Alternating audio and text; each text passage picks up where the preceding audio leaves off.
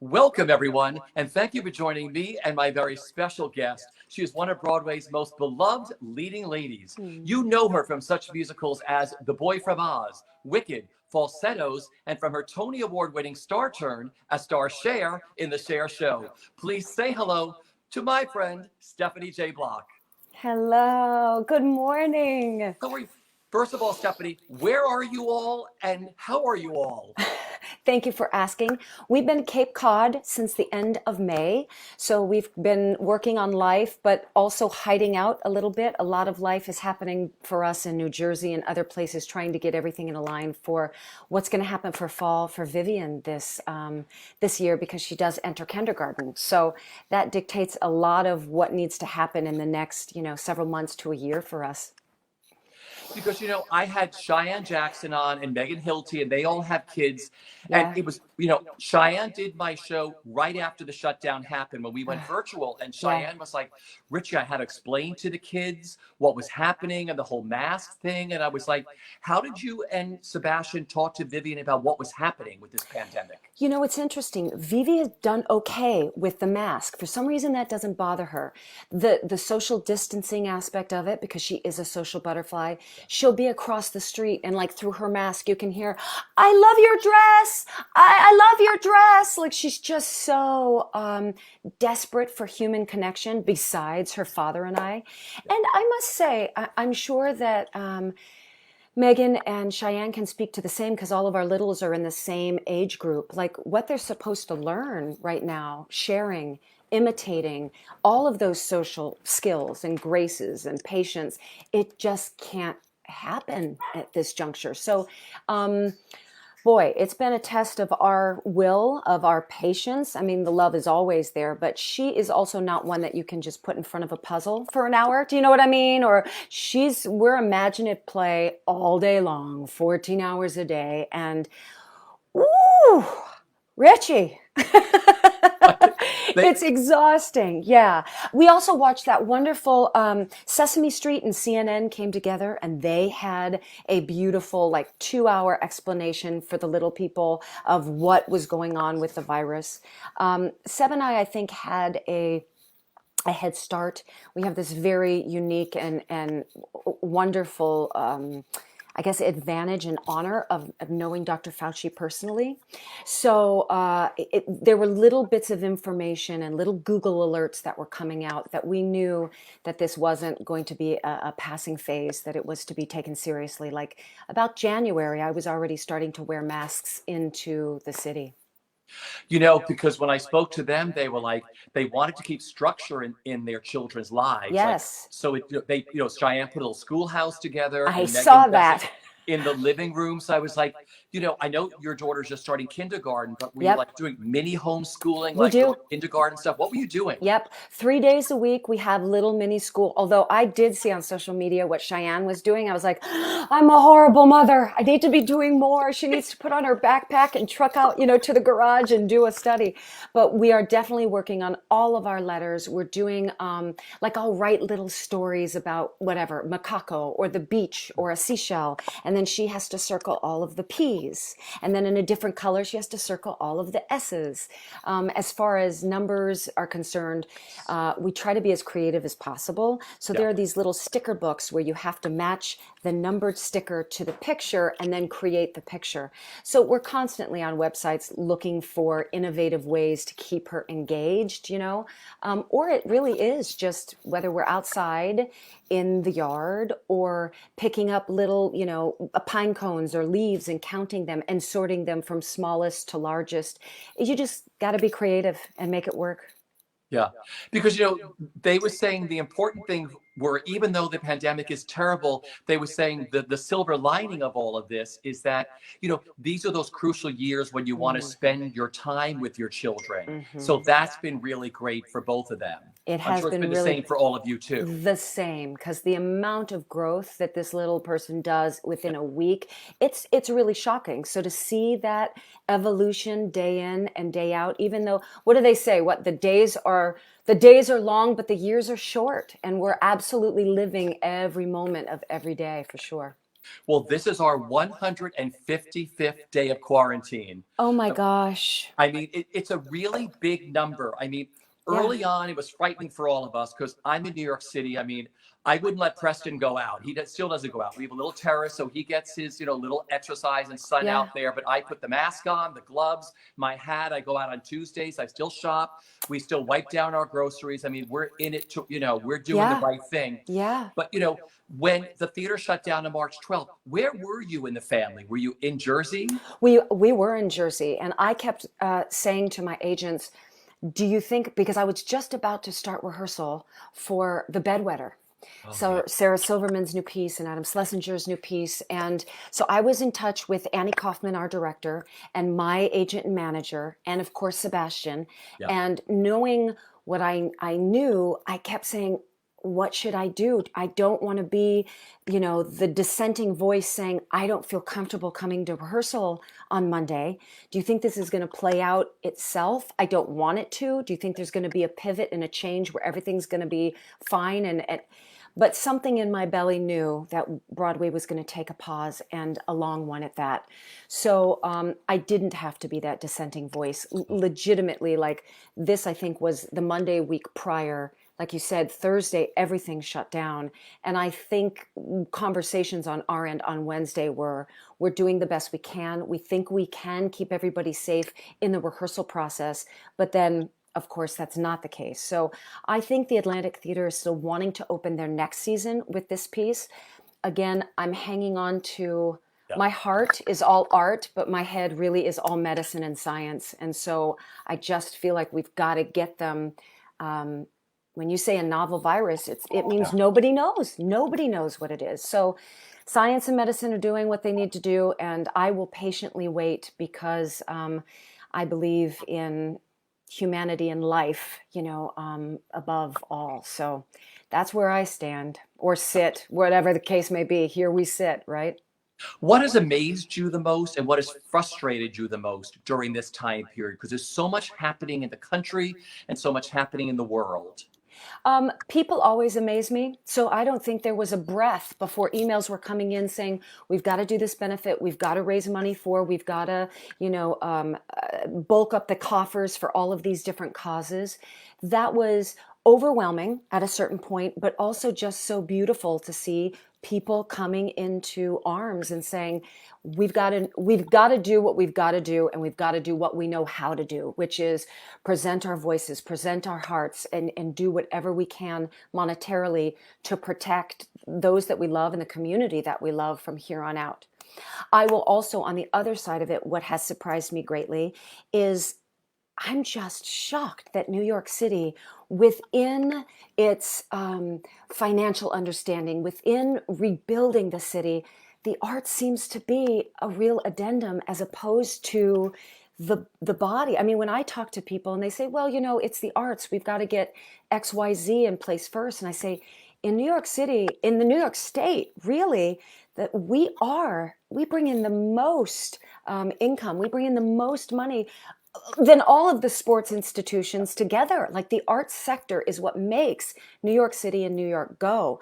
So I'm a lot surprised that hasn't been a real focus. I also know that what we do is antiquated, and that's why we love it, right? It's people literally just gathering in a room, telling stories, and that sadly is a dangerous effort right now. So what was the other question? What surprised me? Yeah. What has surprised me is also how much art makes me who I am. I kind of knew it before, right? But you always like to speak to, I'm 100% person, and I think that's what makes me a great artist, is that I know myself well enough that then I can put on a different coat and be someone else and present somebody else's story.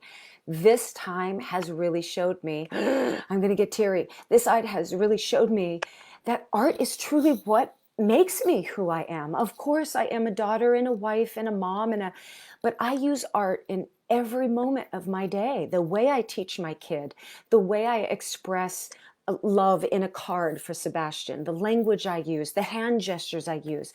I am an artist, and I miss it so, so, so much. Just so much.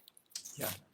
You know, there's so much happening in the world. I mean, and many people are finally speaking up with their voices. Like you said, save the arts, Black Lives Ah, Matter, social injustices. yes. Would you just talk about how important this election is in November and why it's so important for people to register and vote and what a single voice can do? I would be proud to do that. There was a sentence used the other day on a news forum, and I can't speak whether it was CNN or MSNBC or Fox, quite frankly. I watch them all evenly so that I know everybody's sort of mindset, the right, the left, the whatever. Yeah. And they were speaking about the soul of a nation. And I thought, that's exactly right. November, we are fighting for the soul of a nation. I hear so many people talking about holding on to the economy, talking about closing the walls and making the world smaller. And I know maybe instinctively that's what some people want to do. It feels safer when it's smaller. It feels safer when you have your bank account like this. But that doesn't allow for the greater good of everybody, and it only works nowadays for the greater good of everybody. And that is why Black Lives Matter, and that is why the arts matter, and that is why your vote matters. You have to speak up, not only for yourself in a 10-mile radius and what looks good to you down the block on your neighboring street or neighboring community, but by and large, because that's the only way it works now. I mean, we are a global community, whether you like it or not. This is the way the world works, and we've got to get on board for the health of the world and that community, or else everyone is going to suffer. And I'm using a harsh word, but and perish. We're talking about our environmental resources, not only our economical resources. We're talking about our fellow man. And truly, if you look at what's happening with the Black Lives Matter, that is where we need to focus. And I'm going to go a little biblical on people's buns right now, because we all say, you know, all lives matter. Yes, that's true. But when Jesus was watching the 100 sheep and 99 were clumped together and one got away from the flock, Jesus went after the one. And that's what we're doing with Black Lives Matter. Right now, that's the one sheep. Okay, I'm off my soapbox. Beautifully put. Thank you for that. No, it's a big deal, and everybody's voice counts. I mean, that's what I'm trying to let everybody know. Yeah. Yes. Thank you for that. Well, listen, this coming Sunday night, August 16th at 8 p.m., Yes. you will be live and Yes. then one time only rebroadcast on Monday, August 17th at 3 p.m., doing your virtual concert with Seth Rudetsky as part of his Seth concert series. What can fans expect? Well, they're going to expect a lot of me, right? So there will be a lot of my all-time favorites, because I've also found during rehearsal, it's interesting when you place somebody in their own dining room or own living room rather than in an intimate cabaret or even on a large stage.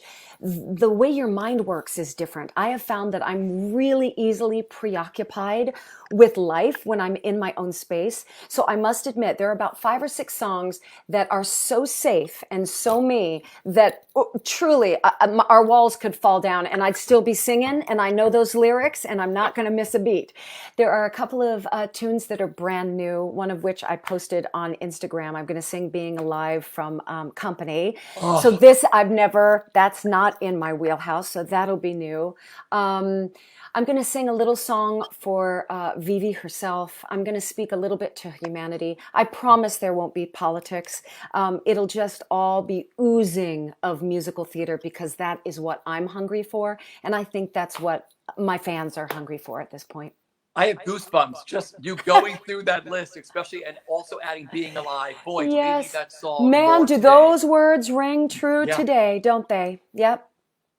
So, you know, this is the new now. Everything is virtual. I'm in New York City, in Manhattan, you're in Cape Cod, and we're doing this, and it's going all around the world. I mean, what part of your house have you set up as a recording studio? Like, what's happening for this weekend? It's so interesting because we have tried so many different things, right? Like these meshes that are supposed to get all of the web modems. I'm using I might as well be speaking a foreign language. It's not for me. I do have a corner of my dining room set up with a step ladder. I have a ring light. I have a thing called a Scarlett box, which is for sound. I have recording headphones. I have a microphone. And then upstairs in our closet, our bedroom closet. We've taken out most of the clothes, covered it in blankets. We have another professional mic there with a different hookup for our computer for voiceover auditions or anything that we need to do in that regard. Then if we have to put ourselves on tape for, auditions, Yeah. that's in a whole different part of the house, and we've got to catch the light just right. And I mean, it is not, I have so much respect for our technical teams and our stage hands and everybody who does all of this stuff that I simply still can't wrap my head around. And I'm praying to God live on stage where, we're actually 3-dimensional, 4-dimensional. I hope that happens soon because I don't have it. Don't have the skills. Your daughter must see all these rooms and microphones and be like, oh, look at this cave. Look at this new thing where mommy is, or daddy's in there making something. Yes, I said, you have to be quiet for an hour. She goes, okay, sing good. I said, I'm not singing. She goes, well, then what are you doing? I said, talking. She goes, oh, okay, you can do that. So now she also knows, is today a big day, or is today just, we can go about our lives as normal people?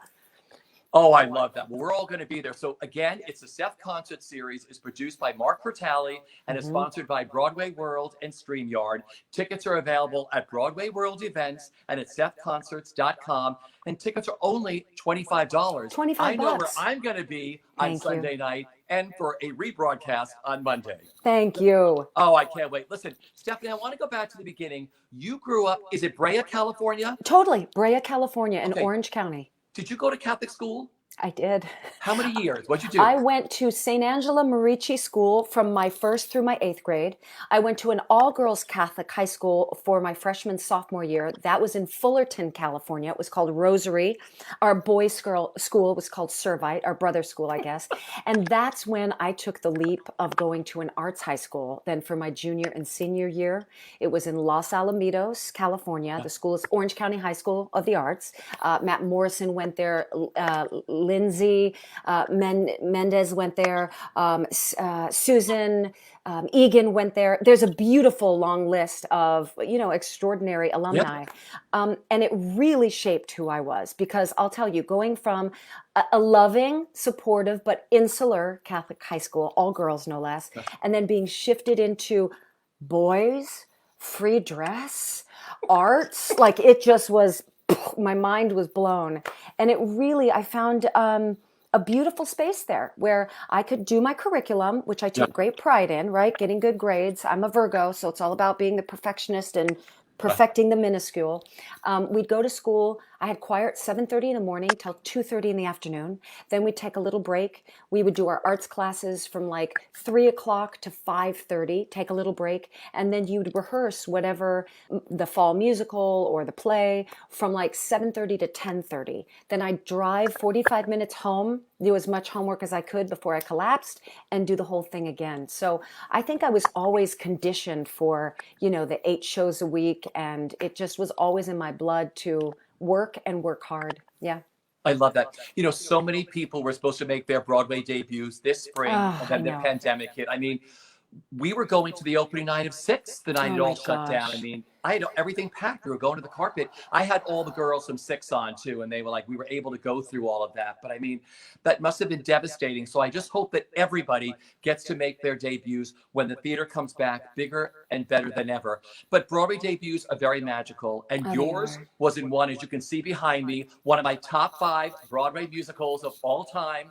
The Boy from Oz. Yes. If I could sit at the Imperial once a week, I would still be there with all of you. And your Hawaiian shirt would be so apropos. Look at you. I've got some, some Peter Allen, Hugh Jackman going on. How magical was your debut playing Liza Minnelli opposite Hugh Jackman as Peter Allen in The Boy from Oz? It was magical. Now, the creating of the show itself was topsy-turvy, right? Because you are playing opposite a mega star, but he couldn't have been more gracious, more loving.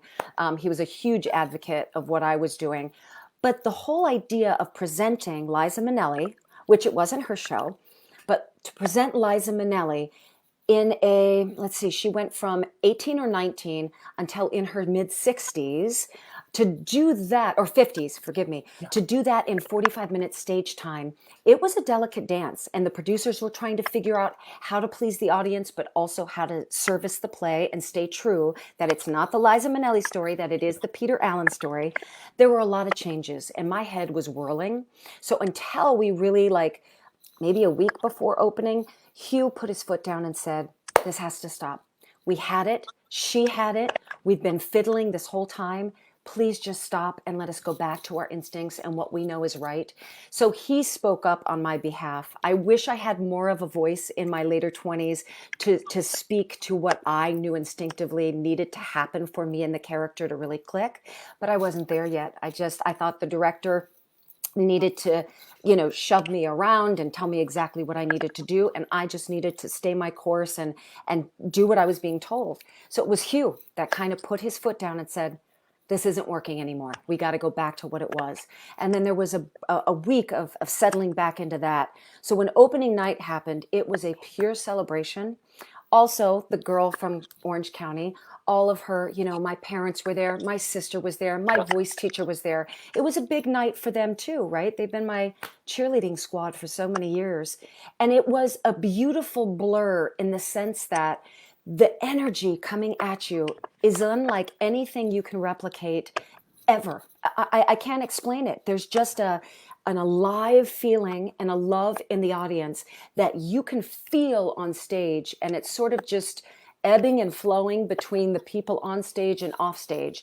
The only other time that blew it out of the water was when we were on stage in the Cher show, and Cher came on stage, and that wall of sound, oh, I don't know how she does it every time she steps on stage.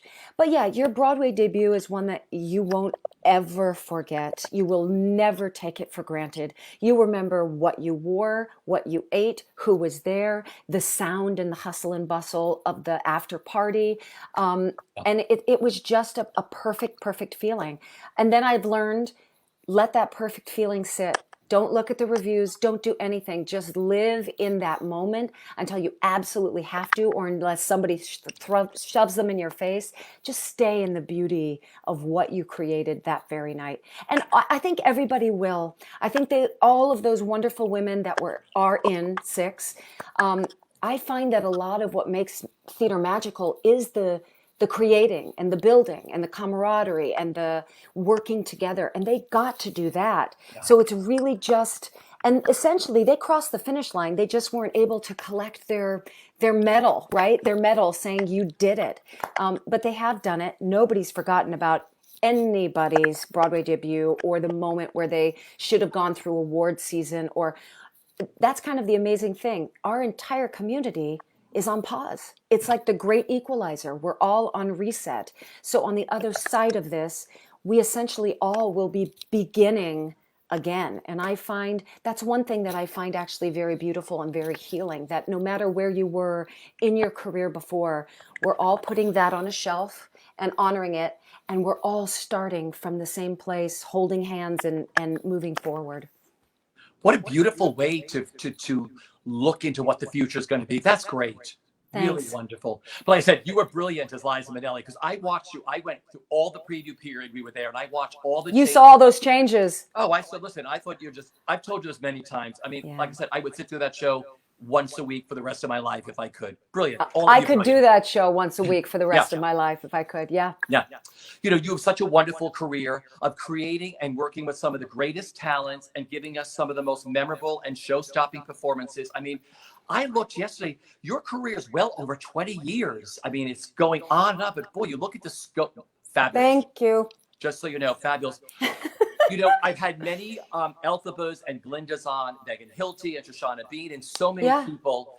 Would you talk about your relationship with the role of Elphaba and the musical Wicked? Because it started out as one thing and then turned into something really beautiful afterwards. It really did. Briefly sort of tell us what your journey with Wicked was. My journey was wonderful and random. I had moved to New York. I wasn't ready for New York. I moved back to California. So I was in Los Angeles at the time. Yeah.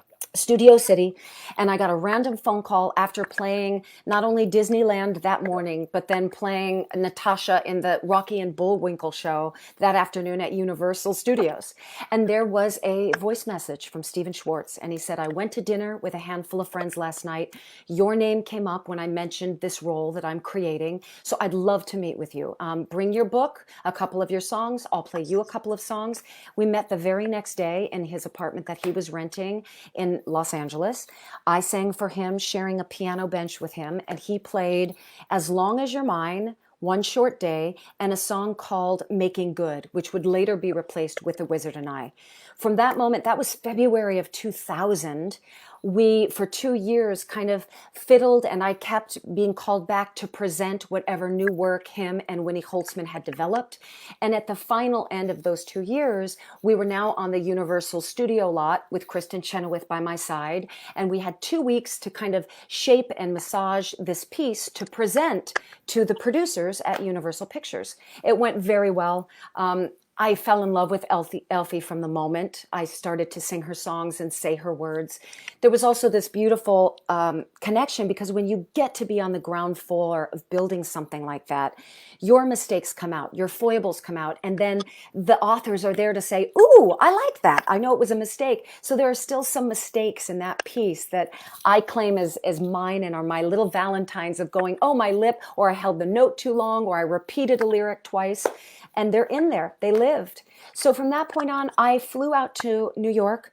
I auditioned for Joe Mantello. A couple days later, I got a phone call from Stephen Schwartz, a lovely phone call, but saying that it wasn't going to go my way, that this, excellent talent named Idina Menzel, who'd already done Rent and been nominated for a Tony, she knows what it is to build a musical from the ground up on Broadway, of which I had no experience. But they said, we don't know what this role is. You could be the matinee girl. We'd love you to be her standby, but certainly please come, be on the ensemble in the original company, and when the time comes, you'll be her standby, and then we'll speak to what the legacy of the show is. I knew the show was special. I knew it was going to be around for a long time, and I certainly knew that the role of Elphaba was going to be coveted and one that a lot of women were going to sing and take to heart.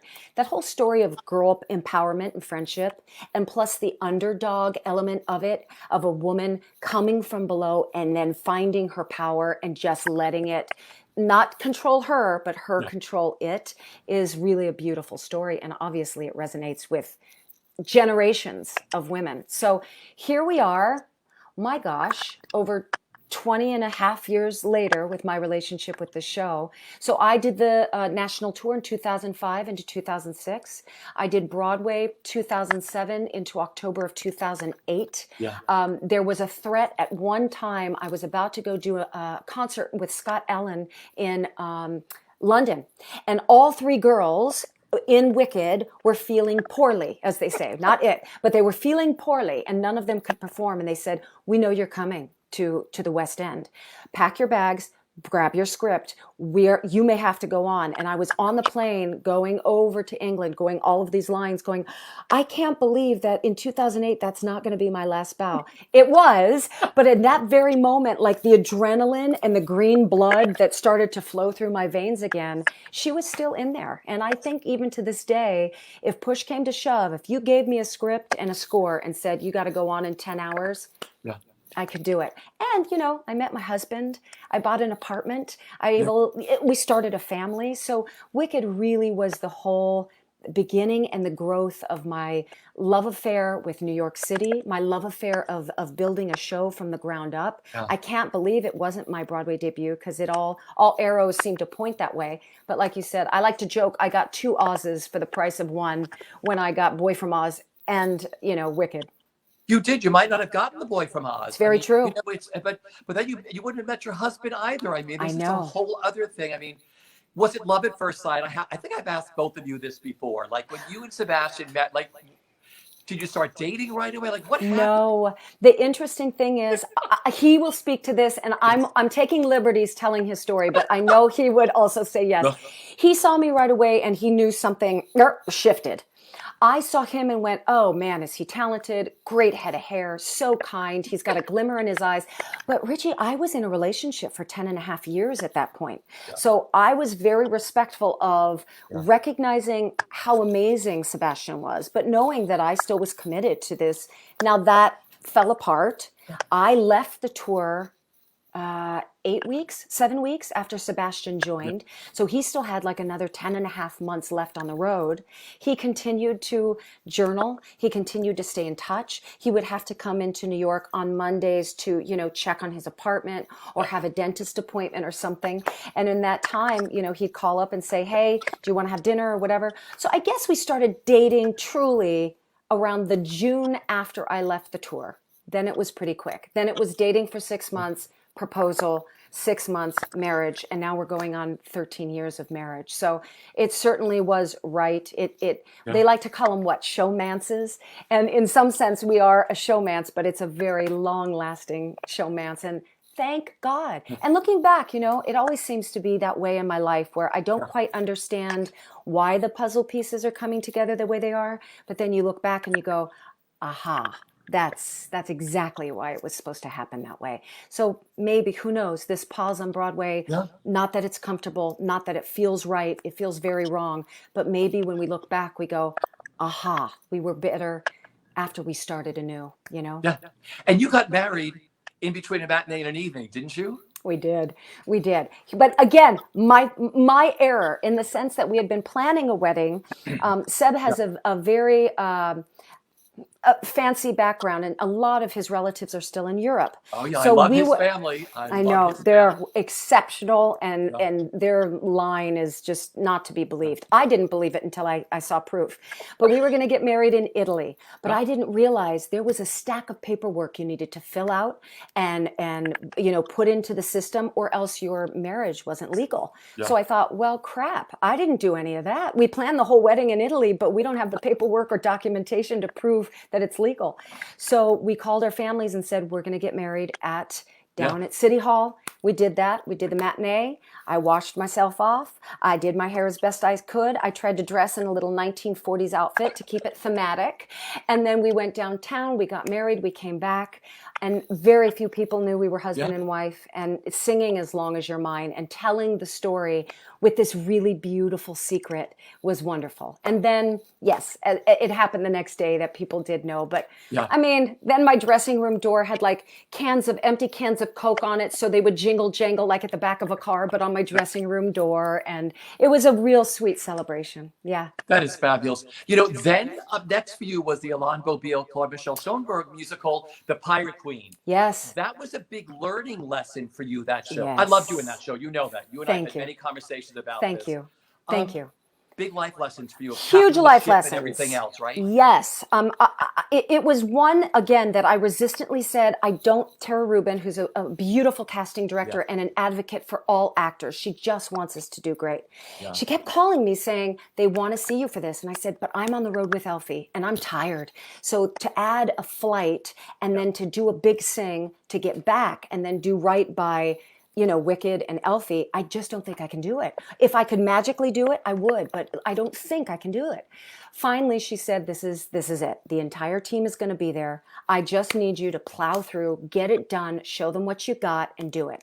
So I believe I was in, Houston, Texas. Yeah. And I had to fly to, go through St. Louis for some strange reason and then end up in New York. I was there. Alain Boublil was there. Claude Michel was there. They met me at the piano. They gave me notes. Alain, I love him to death. He was very, together with his cashmere sweater. And then there's Claude Michel with his hands through his hair, just, pacing back and forth. And I thought, oh, well, this man hates me, clearly hates me. And I left the audition going, oh, well, I did the best I could. Huh. And then next thing I knew, they were flying me to Ireland, which I thought was a callback. Unbeknownst to me, I had already booked the gig, and this flying to Ireland was to meet a couple of other guys that would play my husband, that would play my love interest. I was singing with a full band.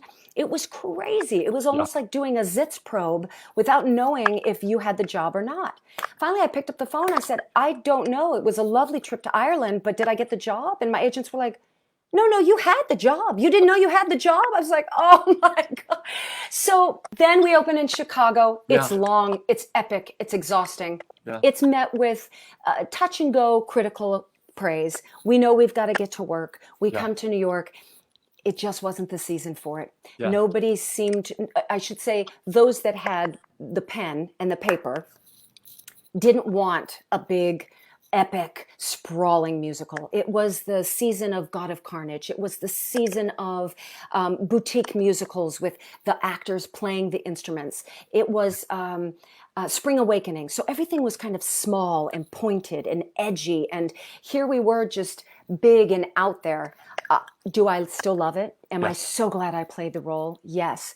Do I feel like a stronger performer because I was tasked with singing 23 songs a night and so many costume changes and this journey of, sword fighting and propelling from the proscenium and setting my father on fire while singing a song. I mean, everything you could possibly ask for, I had to do.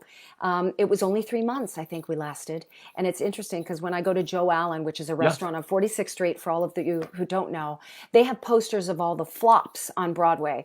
And Pirate Queen can tout as being one of the top 10 flops of all time, people. Not just a generation, not a decade, of all time. So our poster is up there, and they certainly like to sit me under that poster whenever I come in for a meal, just so I can feel it all again. That's a great honor. It is a great honor. Too. It's a great honor. I have to mention, you played Judy Burnley in the musical 9 to 5. Yes. What a fun show. Oh, I loved it. One name, Dolly Parton. She's joy. She's professionalism. She walks into a room. Everybody wants to be a better person and a better artist. There is something so wonderful about Dolly because everything that you want to believe about her is absolutely true. She has been so authentically herself, and it's so wonderful to use a word authentic when you know that she's wearing a wig and the mask of makeup and the nails and the glitz and the glamour, but that's who she truly, truly is. And even with all of that, you see her beautiful heart immediately. Everybody wants a piece of her or to be more like her. And that's what made that process so special. I mean, besides the shenanigans with Allison Janney and Megan Hilty and just the fun, the blatant fun we had in that room was something I don't know if it will ever be replicated. Joe Mantello, who directed Wicked, and that was a blessing in and of itself because he knew me from that process and then welcomed me into this process. And I did think we were staying longer. I must admit, I did not see that one closing its doors and taking our final bow as quickly as it did. That one was just so fun and buoyant, and the audience's response, it couldn't have been faked, so we knew people were having a great time. But yes, to know that I was able to work with Dolly, that I was able to befriend her, that she sang a duet on my album, that Christmas cards still go back and forth. It's a really beautiful gift to know and love Dolly Parton. Yeah. Speaking of your album, I was bringing that up next. I'm obsessed with your solo album called This Place I Know. What a clever idea of what you've done, of taking these incredible songwriters that play with you on this album. And then Dolly came on and did I Will Always Love You. I mean, this had to have, you must be so proud of this album. It must be one of the biggest pinch me moments for you to have assembled Stephen Schwartz, all the great composers you have on this. It really was a pinch me moment. And when I was in the recording studio in New York, and there you'd see Marvin Hamlish, or you'd see Andrew Lippa, Dolly Parton, it just was like, why did these people say yes? I wrote the email.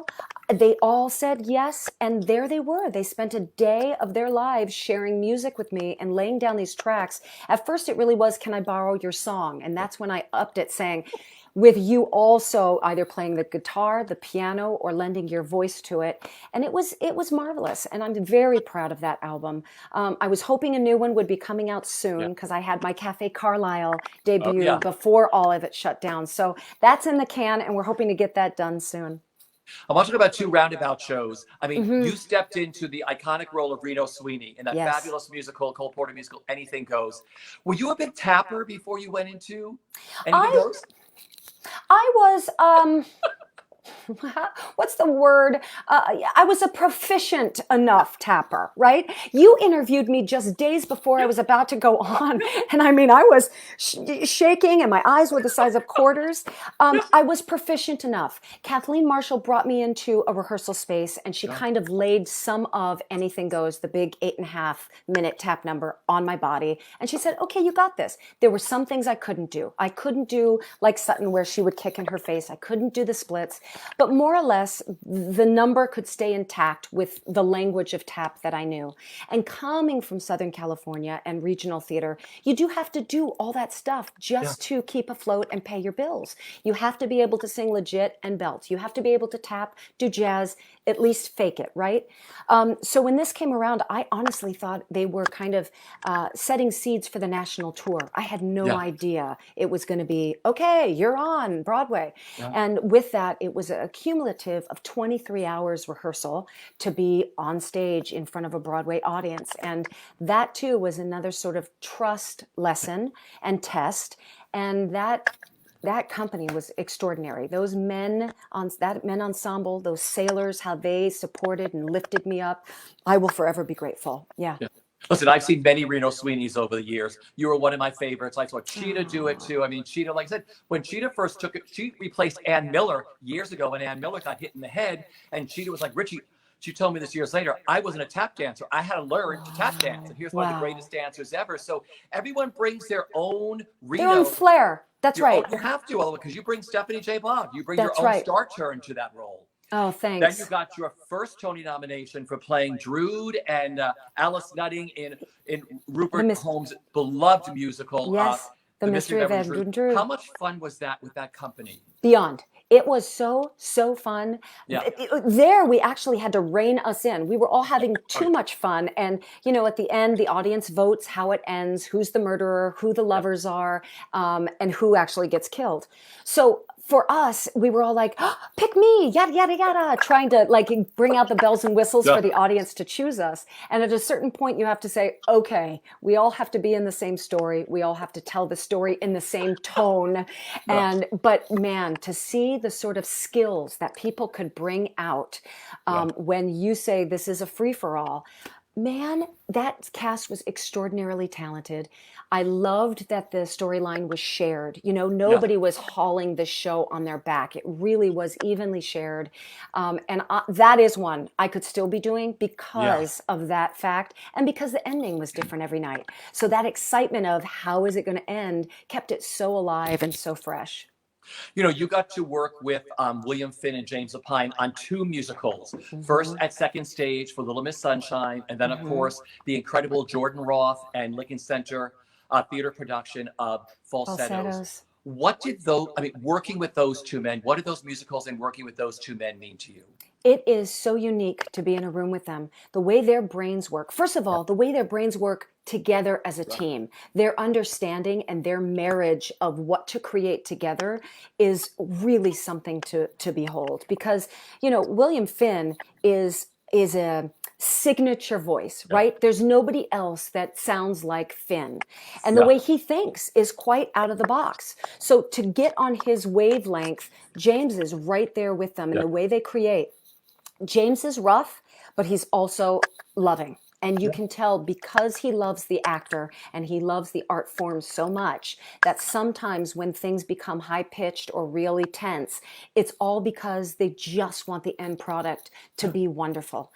I have befriended both of them beyond the 4 walls of a theater, and I love them both tremendously. I miss them. I keep reaching out to them during this time because I have found that those that have been in this beautiful world of Broadway for decades upon decades upon decades, like I said before, it really does make who we are. And so much of our social experience, so much of our highs and lows all come from either being in a rehearsal room, being in a dinner with our fellow actors after, or being in a show, or it's all linked to that Times Square, you know, it's all linked to that center. So they're both doing great. I really accredit them for entrusting me with messy characters. Before then, it was a lot of polish. It was a lot of park and bark. It was a lot of, Judy Burnley got to show a little bit of crack, but the mother in Cheryl in Little Miss Sunshine and Trina in Falsettos, their vulnerability, their weakness, their messiness is what made them beautiful. And for them to trust me with that, to know that I could tap into sort of that well of character and not derail the whole play, right? To allow that emotion and that messiness. I'm really grateful to them because I do think it got to show a different side of me that Broadway had yet to see or entrusted me with. So they went out on a limb. I hope I made them proud. I'm certainly grateful to them. And I fell in love with both of those characters and got to bring a lot of who I am as a mom and that sort of messiness and fragility to these roles. Well, I love it. Well, you won the Tony Award for Best Actress in a Musical for your sensational, show-stopping performance as Star Cher in the Cher Show. And you know that my husband Preston and I and Mark William came to your show like once a week during that run. I mean, another show I could live at, once a week.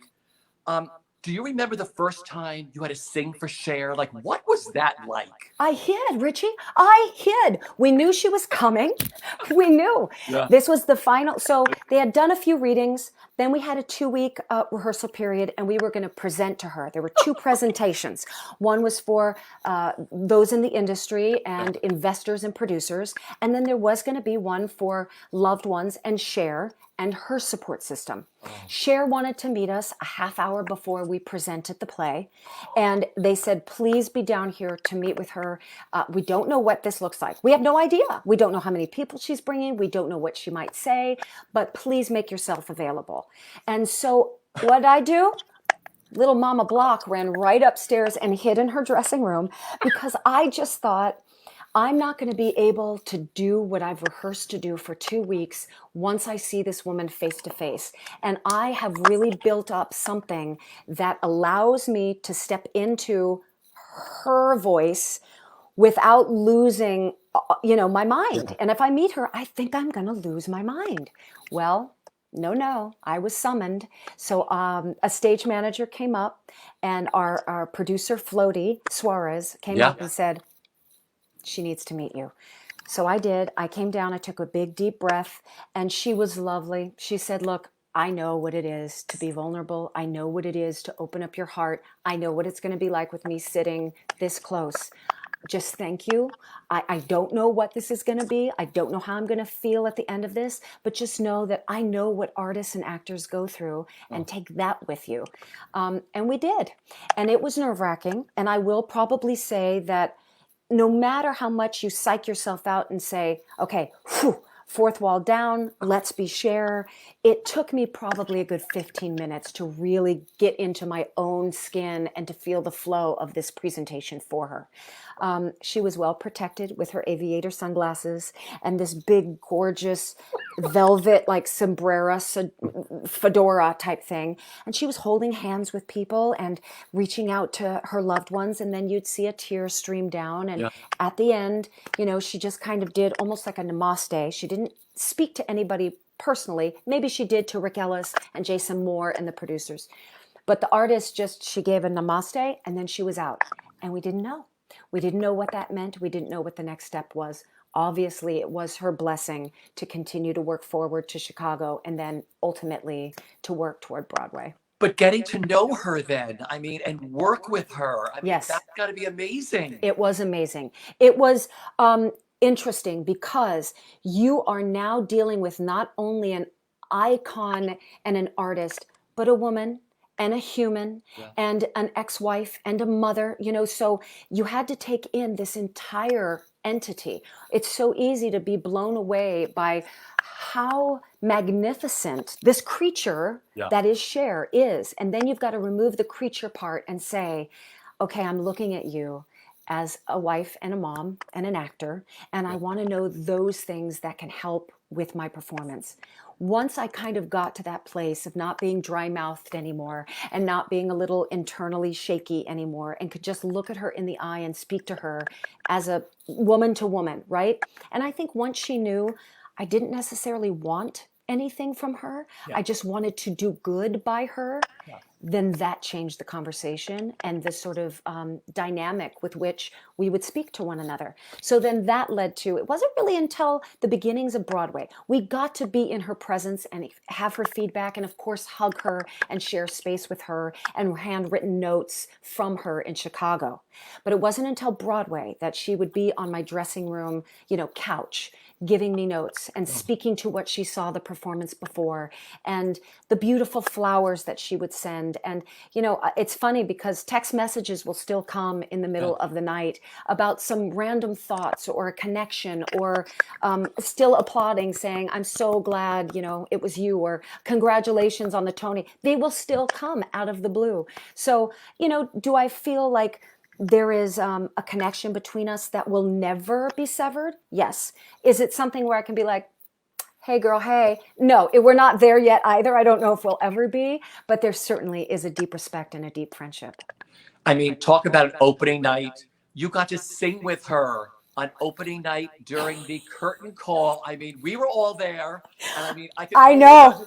What do you remember about that, singing with her that night? I remember rehearsing the day of. We had to change one little scene that would make her feel more comfortable. So we did that. So at 3 o'clock in the afternoon on opening night, we're still on stage, shifting the show a little bit. Then the producers came up and said, we'd love for you to grab the mic from the conductor and just give the thank yous, which is really norm, right? You hear people all the time thanking the technical team, thanking the writers, the creators, all of that. Then they said, Cher's going to be here. We're going to hand her a mic, but we don't know if she's just going to say, thank you all very much. We don't know if she's going to say, oh my God, why did I ever decide to do this? We don't know whether she's going to start singing, but if you can get her to sing with you, that would be the greatest gift for all of us. And I was like, nobody can get Cher to do anything. What in the hell are you asking me? But it did work out to where she came on. Yeah. I remember the embrace. I remember that embrace. I remember how she smelled, like what perfume she was wearing. She later gave me that perfume because I wrote to her and said it was so distinctive, and that's a scent that I will carry with me. She hugged Teal and Michaela, and then the orchestra kicked in, and I started singing Turn Back Time. And without a blink, that mic went up, she joined, and I thought, oh my God, we're doing this. I'm singing a duet with Cher in front of thousands of people, and it's going swimmingly, and she's joyful, and I'm joyful, and it seems like we're in control. I can't believe this is happening. So I'm so glad we have footage. I usually am not crazy about bootlegs, but to have that footage, come on. Now, the great thing, just the other night, your other two Chers, Michaela and Teal, Michaela and Teal reunited Michaela and Teal on know. Stars in the House for the Actors Fund. How incredible was the three Chers getting back together again? It was really special. Of course, we have spoken on the phone, via text, emails, and whatnot. But to see their faces, to hear their voices again, for the two of them to sing, and you know what? I have to congratulate and thank our fan base, because I was just told yesterday by Seth and James that was for the Broadway episodes, their fifth highest earning. They made over $7,000 that night because of those that donated $10, $25, $50, $25. And that really made a huge difference. And I'm so grateful. Those that fell in love with the Cher show, it really was a love affair, not only for the show, but because of their goddess, Cher. And so it's like compounded with how much they loved the show and the love that we still feel a year later. I mean, we closed almost a year ago. I can't believe it that it's been that amount of time, but it has been a year.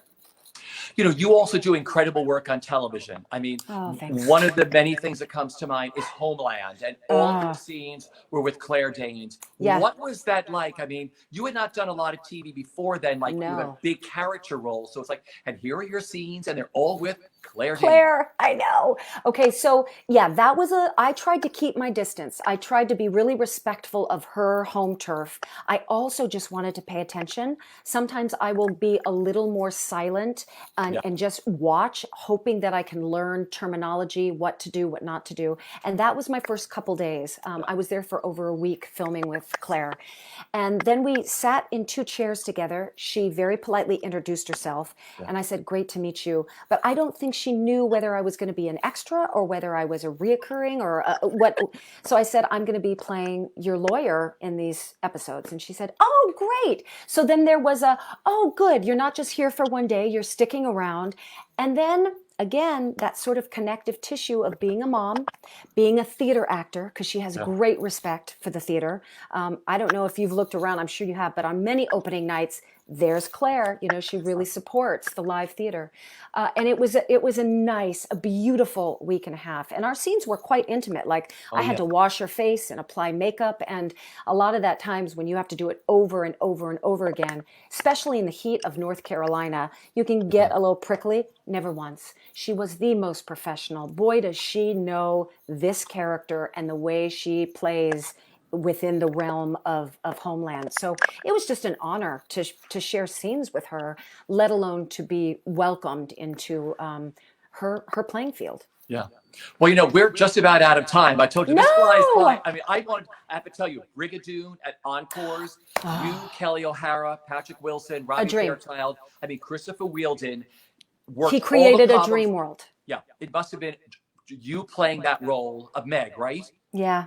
Meg Brocky. It was marvelous. Now, Encores really is a get up and go. So to think that we could mount this sucker within 7 days seemed like a complete fairy tale, but we did. And on the other end of it, you think, holy cow, we are monsters to be able to do this. And then what he did create, the beauty and the elegance of it all, boy, it was a beautiful piece to be a part of. That could have moved to Broadway. I agree. After that Sunday night, you could have started previews Tuesday night at a Broadway house, and people, I couldn't believe Christopher. I agree with you. Together. I know you do. Like I said, I love that. Well, you know, so we're out of time. Oh, but drats. I want to remind everybody once again, this Sunday night, August 16th at 8 p.m., Stephanie J. Block will be live, and then a one-time only rebroadcast on Monday, August 17th at 3 p.m., doing her virtual concert with Seth Rudetsky as part of his Seth concert series. It is produced by Mark Cortali and is sponsored by Broadway World and StreamYard. Tickets are available at Broadway World Events and at SethConcerts.com, and tickets are only $25. Stephanie, I was there for the very beginning of seeing you in the rehearsal room at The Boy from Oz, and been there for all of your milestones. Yes, you have. You've been so gracious to me, my husband, to Mark William. You've been, you know, you say to yourself, why did people say yes to my album? Because everybody loves you. Oh, thank you. Thank you.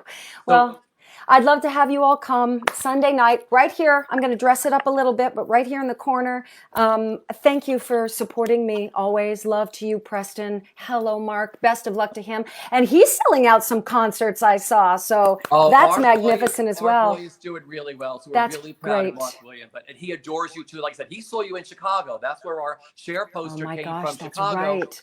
He's been, but like I said, I adore you. Have the best time Sunday and Monday. Give your husband a big hug. You know I'm a big hugger, and I can't wait till we can actually get together again. I know. When the theater comes back bigger and better than ever. Everybody stay safe. We'll see you Sunday at Stephanie's show. Love you. Take care.